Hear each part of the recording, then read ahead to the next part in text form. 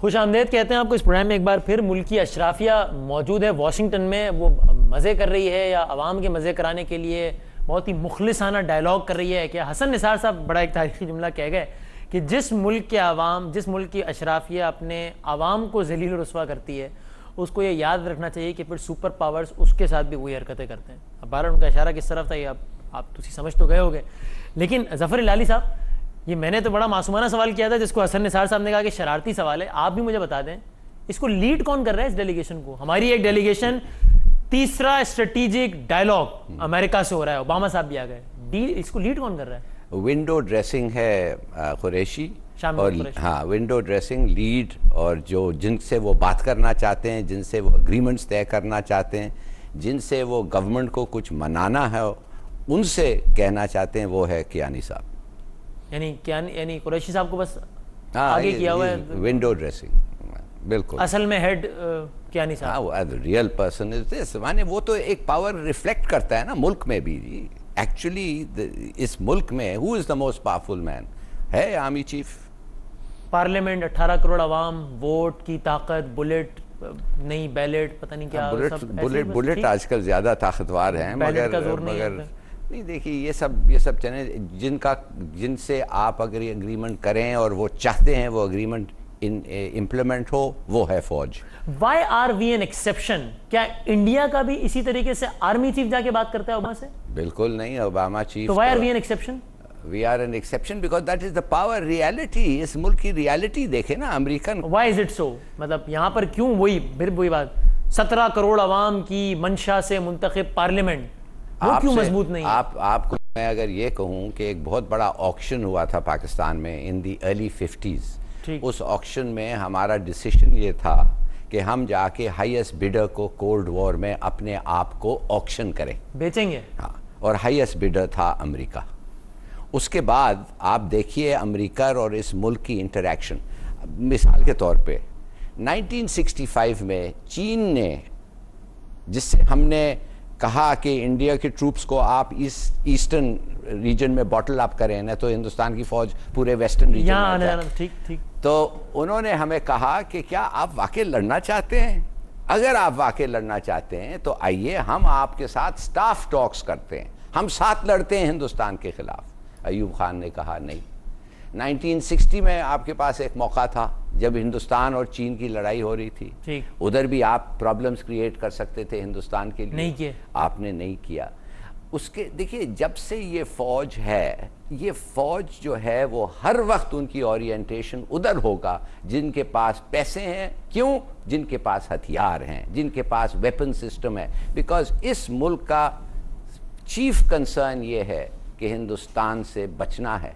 और army chief ने तो खुद कह दिया, ये ओबामा की किताब में लिखा हुआ है, आई एम इंडोसेंट्रिक, कि मैं सिर्फ और सिर्फ जो मेरा फर्स्ट और फॉरमोस्ट ऑब्जेक्टिव है मेरे नौकरी में, वो ये है कि पाकिस्तान को हिंदुस्तान की दुश्मनी से बचाना, अपने आप को। मैंने आपसे फिर ये भी पूछना है कि अब आप चूंकि इस तरह के, आपका तो 10 साल से ज़्यादा का बहुत ज़्यादा तजुर्बा रहा है इस तरह की चीज़ों में, तो ये कैसी मुलाकात थी कि कोई एक फुटेज आ जाती है, कोई विजुअल आ जाते हैं, मिल रहे हैं आर्मी चीफ ओबामा से, ये कोई फुटेज नहीं, कुछ नहीं, ये मैं आपसे पूछूंगा। शेख रशीद साहब भी है मेरे साथ टेलीफोन लाइन पर, और शेख साहब भी जुनेजो साहब और पता नहीं किस गवर्नमेंट से लेके साथ दौरे वगैरह करते रहे।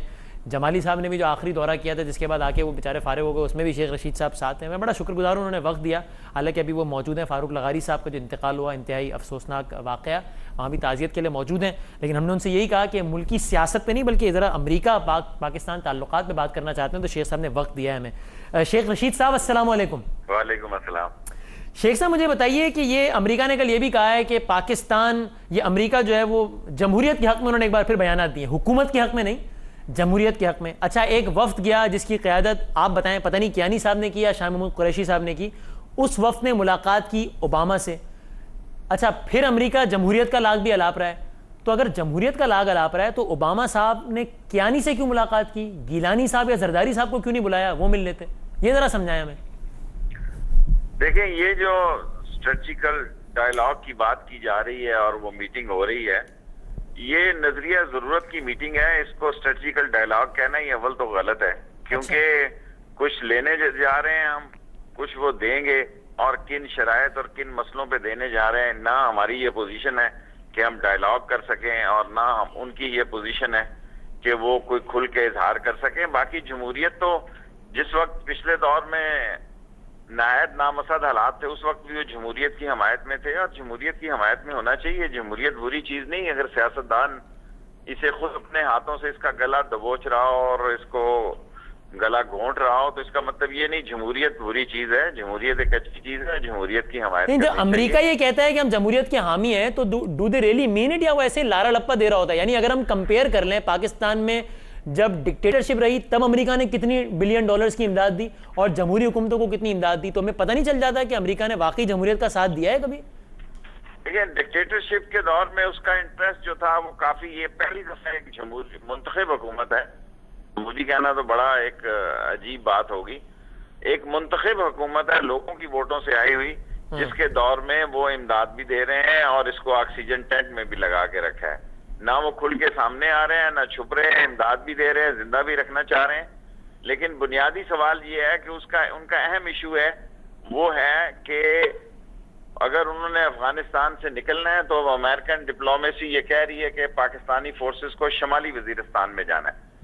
जनूबी वजीरिस्तान में फौज मौजूद है, उनसे अभी तक इंतजाम वापस नहीं दिया गया। सवात में फौज मौजूद, अभी तक सिविल एडमिनिस्ट्रेशन ने ना सिर्फ उनसे इंतजाम वापस नहीं लिया बल्कि कि जो लोग उन्होंने अरेस्ट किए हैं उनको भी वापस नहीं लिया। ऐसे आलम में आर्मी की स्ट्रेटजी क्या होगी? और सैलाब में भी बहुत बड़ी तादाद उनकी इन्वॉल्व है। ये तो वहां पे ही बेहतर, ये तो आर्मी की जो मोलन के साथ और गेट्स के साथ जो बातचीत हो रही है उसमें तय पाएगा कि क्या मामलात होते हैं।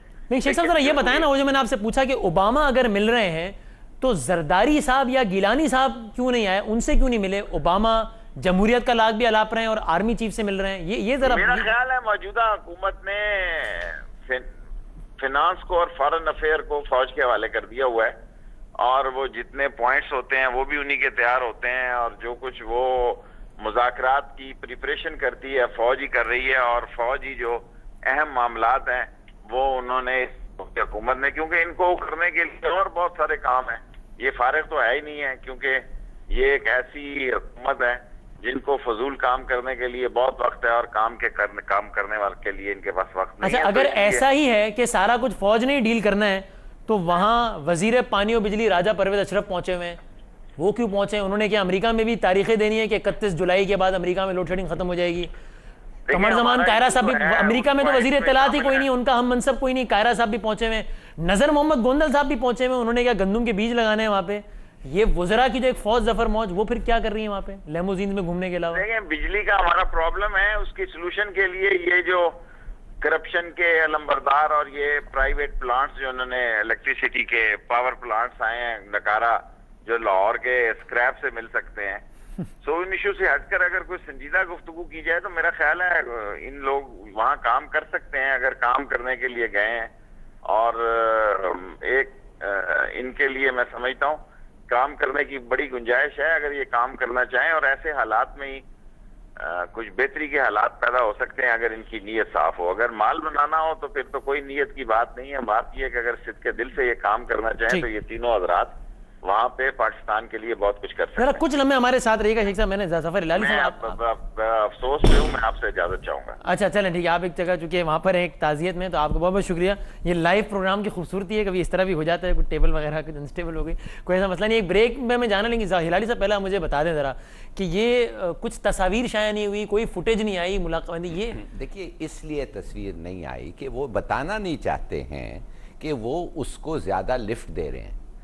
ये कह देंगे कि मीटिंग हुई थी, अच्छा, मगर ये तस्वीर नहीं छापेंगे, इसलिए जैसे आपने दुरुस्त कहा, सही कहा, ये एक डेमोक्रेसी है जिसमें प्रेसिडेंट है, प्राइम मिनिस्टर है और किसी और का सरबराह और ख़ास तौर अमेरिकन प्रेसिडेंट जाके आर्मी चीफ को मिले तो ये बड़ा अनयूजुअल है। ये एक सिग्नल है आर्मी चीफ को कि हम आपकी कदर करते हैं, हम आपकी इज्जत करते हैं, और बाईपास भी कर रहे हैं प्रेसिडेंट, और बाईपास एक लिहाज से हो रहा है, मगर हम आपकी कदर करते हैं और ये जो एग्रीमेंट्स आपके साथ हमारी अंडरस्टैंडिंग्स होंगी और आपको जो हम करवाना चाहते हैं, और पता नहीं उन्होंने हाँ कहा या ना कहा, इसके लिए हमारी पूरी एडमिनिस्ट्रेशन और मैं सदर जो हूँ हम समझते हैं कि ये बात में अहमियत है और ये जस्टिफाइड है, ये वुज़रा का जो काफिला है वहां पर सारा वुज़रा का 13 वर्किंग ग्रुप्स बने हुए, पता नहीं वर्किंग ग्रुप्स, अगर टेक्निकलिटीज में आखिर इम्प्लीमेंटेशन तो करना पड़ेगा। देखिए कैरी लूगा के तहत कितने सारे वर्किंग ग्रुप्स, अगर सारा कुछ तय कियानी साहब ने करना है तो फिर परवेज अशरफ साहब और कायरा साहब और नजर मोहम्मद गोंदल साहब, यानी साहब ने शुरू में सेक्रेटरीज को बुला के GHQ में बिठा के उनको एक एक को कहा तुम्हारा ब्रीफ किधर है, जब वो पहली दफे गए थे।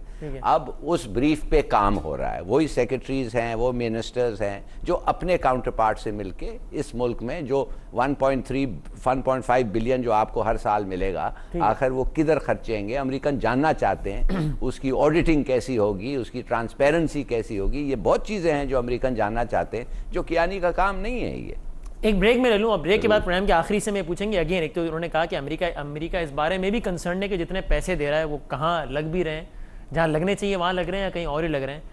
ट्रस्ट डेफिसिट, हमारा ट्रेड डेफिसिट तो बहुत बढ़ गया है, ट्रस्ट डेफिसिट क्या अभी तक है हमारा अमेरिका के साथ, ये पूछेंगे ज़रा ज़फ़र इलाली साहब से। और मज़ीद इस डिबेट को कंक्लूड भी करेंगे और यही अमेरिका और पाकिस्तान के स्ट्रेटेजिक डायलॉग के हवाले से कुछ मज़ीद बात करेंगे आफ्टर दिस शॉर्ट ब्रेक।